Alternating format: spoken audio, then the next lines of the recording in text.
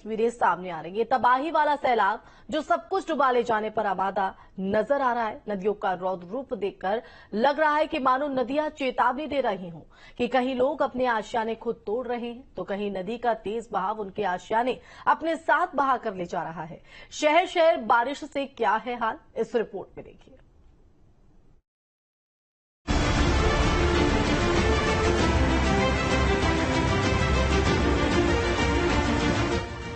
बारिश से उफान मारता सैलाब का पानी जब तांडव मचाता है तब तबाही और बर्बादी की ऐसी खौफनाक तस्वीरें देखकर लोगों के रोंगटे खड़े हो जाती हैं। जैसे जैसे मानसून सीजन खत्म होने की कगार पर आ रहा है, वैसे वैसे पानी से हो रही मुसीबत भी पांव पसारती जा रही है। नदियों का पानी ललकार मार रहा है। नदियां अपना दायरा बढ़ाकर मैदानी इलाकों में कब्जा करना चाहती है। तस्वीरें बस्ती की। यहाँ घाघरा नदी ने ऐसी गदर मचाई जिसके चलते गाँव के लोग अपने आशियाने को खुद ही उजाड़ने पर मजबूर है। जिन घरों में इन्होंने अपनी आधी से ज्यादा जिंदगी गुजारी, उन घरों को ये अपने हाथों से तबाह कर रही। हम इस समय मौजूद हैं बस्ती जिले के कुदरहा ब्लॉक अंतर्गत एक महुआ पार कला है, उसका एक पुरवा है या मदरहवा। आपको बताना चाहिए मदरहवा में इस समय जबरदस्त कटान लगी हुई है, जिसका वीडियो ग्रामीण रोजाना बना के जो हम मदद की गुहार लगाते हैं। हम इस वक्त उसी पुरवे पे मौजूद हैं और आपको दिखाना चाहेंगे कि बगल में ये लोग अपना मकान छोड़कर ये टाली पे अपना सारा सामान लाद कर दूसरी जगह जाने के लिए बिल्कुल तैयार है, इसलिए क्योंकि कटान बहुत जोरों पे है और इनका कहना है कि प्रशासन द्वारा कोई मदद नहीं मिल रही है। अपने घर को तोड़ते वक्त इनके हाथ कांप रहे हैं, दिल साथ नहीं दे रहा है, आंखों में आंसू भरे हुए हैं और दबी आवाज में कह रहे हैं क्या करे मजबूरी, बता रहे हैं जीना इसी का नाम है। हमारा है भैया, अब जब पता तो क्या कर, कहाँ जाब लेके कुछ मदद करने नहीं है, क्यों नहीं यार, कोई नेता होता कोई कुछ नहीं, क्यों नहीं पूछा तो एकदम नदी आई करीब में कौन सुविधा बा, कहाँ जाये हम, सरकार का कही कह रही के कुछ नहीं क्यों कह पाओ, कोनो व्यवस्था नहीं है, कहाँ जाब हमरे जो। घाघरा नदी तो मानो गांव को काटने के लिए दौड़ी चली आ रही है। इसके रास्ते में जो कुछ भी आ रहा है वो पानी के तेज बहाव के साथ चला जा रहा है। चाहे वो घर हो या फिर बड़े बड़े पेड़, कोई भी चीज इस पानी के ललकार का सामना नहीं कर पा रही। गांव में पानी आ जा रहा है और गांव से लोग कम होते जा रहे हैं। गांव में रह रहे लोग अपने सामान को सुरक्षित करने के लिए कई रिश्तेदारों के घर जा रहे हैं, तो कोई किराए पर कमरा लेकर अपनी गृहस्थी सुरक्षित कर रहा है। गांव वालों का ये भी आरोप है कि नदी की इस ललकार से गांव वालों को बचाने के लिए प्रशासन अब तक कोई कदम नहीं उठा पाया। हम लोग कोई मदद ही नहीं हो पा रहा है, हम लोग एकदम परेशान है। जहाँ भी लोकेगा वहीं हम लोग संभाले करता है। प्रशासन द्वारा कोई मदद नहीं है, कोई जिम्मेदारी है। अभी नदी की क्या है? नदी किसी कटान पे है, अभी 20 मिनट पहले ही कटान है। बलरामपुर में भी पानी लोगों का चैन सुकून सब छीन रहा है। यहाँ पूरा का पूरा गांव जलमग्न हो चुका है। क्या घर, क्या स्कूल और क्या खेत, हर जगह बस पानी का कब्जा है। नदियाँ चेतावनी बिंदु को पार करके अब खुद चेतावनी देने लगी। पूरा गाँव बाढ़ की चपेट में है, पानी गाँव में है और लोग घरों के अंदर कैद है। बाढ़ को देखते हुए प्रशासन भी अलर्ट पर है। बाढ़ चौकियों को सतर्क कर दिया गया है। गांव के स्कूल बंद है और स्कूल तक जाने का रास्ता भी बंद। अब झांसी का हाल देख लीजिए। ये नेशनल हाईवे है जहां पानी पर गाड़ियां दौड़ रही हैं। इस हालत को देखकर खुद ही अंदाजा लगा लीजिए पानी की परेशानी से बचने के लिए यहाँ जिम्मेदारों ने क्या व्यवस्था की होगी। हाईवे का ये हाल है तो गाँव की सड़कों का क्या हाल होगा, वो आप खुद ही बाखूबी अंदाजा लगा सकते हैं। अब जौनपुर चलिए। ये प्राथमिक स्वास्थ्य केंद्र है जो झील बन चुका है। अस्पताल के कैंपस में घुटने तक पानी भरा हुआ है और इसी पानी में चलकर या तैरकर लोगों को अस्पताल के अंदर जाना पड़ रहा है। पूरा परिसर पानी से लबालब है। लोगों का कहना है कि ये समस्या पिछले कई सालों से बनी हुई है। कुछ घंटों की बारिश के बाद सब कुछ पानी पानी हो जा रहा है।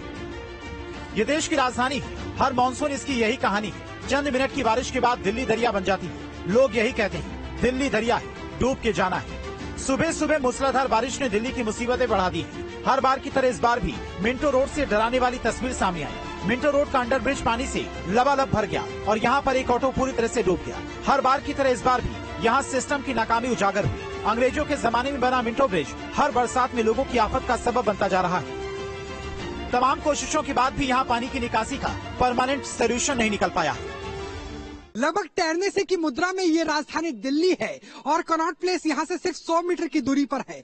दरअसल ये है मिंटो रोड। मिंटो रोड का मिंटो ब्रिज पूरी तरीके से बंद हो गया है। तो ये देखिए राजधानी दिल्ली के हालात के किस तरीके से मिंटो रोड का ब्रिज डूब चुका है। हालांकि राहत की बात सिर्फ ये है कि जब ये ब्रिज डूबा था उस वक्त कोई भी वाहन यहाँ मौजूद नहीं था, क्योंकि इससे पहले तब भी ये स्थिति आई थी। जब ये ब्रिज डूबा उस वक्त यहाँ पर एक वाहन मौजूद था और एक व्यक्ति हताहत भी हो गए थे, अगर बीते सालों की बात करें तो। और देखिए कि जहां तक आपकी नजरें जाएंगी वहां तक ये पूरी रोड बंद कर दी गई है। तो ये है राजधानी दिल्ली, जो ऐसी 2 घंटे की बारिश में बाढ़ ग्रस्त हो जाती है, क्योंकि लगभग जो पैर है वो मेरे उठते हुए नजर आ रहे हैं। और यहाँ पर अगर मैं और अंदर जाऊंगा तो एक हाथ से तैरना बहुत मुश्किल हो जाएगा। तो ये है दिल्ली और अब मैं लगभग गर्दन तक पानी में डूब चुका हूँ। दिल्ली का दिल कहे जाने वाले कनॉट प्लेस में भी बारिश की मार नहीं झेल पाया। यहाँ सड़कें डूबी हुई नजर आई और कई दुकानों में भी पानी भर गया। सुबह सुबह आसमानी आफत ने सबकी परेशानियां बढ़ा दी। ये दिल्ली का दिल है जिसे कनॉट प्लेस कहा जाता है और कनॉट प्लेस देख लीजिए किस तरीके से दिल्ली का दिल दरिया बना हुआ नजर आ रहा है, क्योंकि जहां तक आपकी नजरें जाएंगी ऑटो बंद, बाइक बंद, गाड़ियां मुश्किल निकलते हुए, जो पैदल मुसाफिर है वो भी साइड से निकलते हुए नजर आ रहे हैं और जहां तक नजर जाएंगे सिर्फ पानी नजर आएगा। तो ये देख लीजिए ये राजधानी दिल्ली है। राजधानी दिल्ली का हार्ट यानी कनॉट प्लेस, जो अंग्रेजों के जमाने में इस लिहाज से बनाया गया था कि दिल्ली का, नई दिल्ली का, लुटियन दिल्ली का मुख्य बाजार बनेगा, अत्याधुनिक होगा। यहाँ पर एक छोटी सी दुकान की कीमत करोड़ों में है, अरबों में है और वहाँ देखिए कि फुटपाथ से लेकर सब कुछ डूबा हुआ है।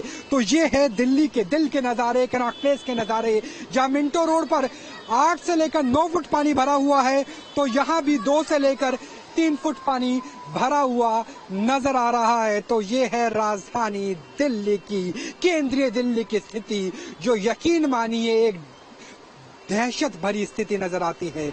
अगस्त में बरसती इस आसमानी आफत ने लोगों का चैन सुकून सब छीन लिया है। नदियों का रौद्र रूप देखकर लग रहा है कि वो ललकार रही। पहाड़ से लेकर मैदान तक हाल बुरा है। मैदान में तो बस पानी ही परेशान कर रहा है, लेकिन पहाड़ पर तो परेशानी 2 तरफा है। एक तरफ आसमान से बरसती मुसीबत तो दूसरी तरफ दरकते पहाड़, सब कुछ तबाह करने पर आमादा है। देश भर से आ रही बाढ़ बारिश की विनाश लीला की रोंगटे खड़ी कर देने वाली तस्वीर देखकर लोगों का दिल दहल रहा है। Team news. वहीं बस्ती में घाघरा नदी की कटान से मांझा क्षेत्र के लोग दहशत में हैं। प्रशासन की तरफ से कोई कार्रवाई नहीं होने से नाराज ग्रामीणों ने चक्का जाम कर विरोध जताया। तो वहीं चक्का जाम की खबर मिलते ही एसडीएम और नायब तहसीलदार मौके पर पहुंचे। बाढ़ पीड़ित स्थायी समाधान के लिए सरकारी जमीन पर आवासीय पट्टा देकर विस्थापित करने की मांग को लेकर अड़े रहे। महादेवा विधायक और एसडीएम के आश्वासन के बाद ग्रामीणों ने प्रदर्शन खत्म किया। सरयू नदी के द्वारा वर्तमान में उसका जलस्तर घट और बढ़ रहा है, जिसके कारण कटान की एक समस्या आ रही है। रिसेंटली आबादी के क्षेत्र में भी, मईपुर क्षेत्र में ये नदी जा रही थी, जिसके कारण कटान की घटना हो रही थी। इस विषय में जो जिनके आवास प्रभावित हुए हैं उनको तत्काल बाढ़ शरणालय में राजस्व प्रशासन द्वारा भेजा गया है एवं उन्हें राहत की राशन किट वगैरह प्रोवाइड कराई गई है एवं जो लोग प्रभावित हुए हैं एवं आगे प्रभावित होंगे उनके विषय में आवासीय पट्टे का आवंटन भी तहसील द्वारा किया जा चुका है।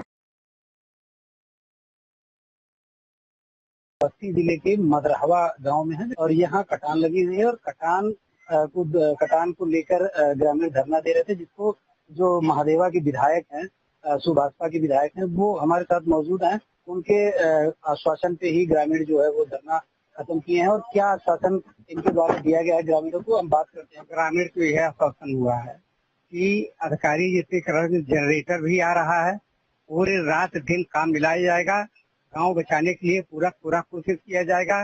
रात दिन 24 घंटा यहाँ काम होगा और जितने अधिकारी हैं, चाहे नायब तहसीलदार हों, चाहे एसडीएम साहब हों, सारे लोग हैं, सब लोग अधिकारी लगे हैं और हर तरह से गांव बचाने के लिए पूरी प्रयास कर रहे हैं।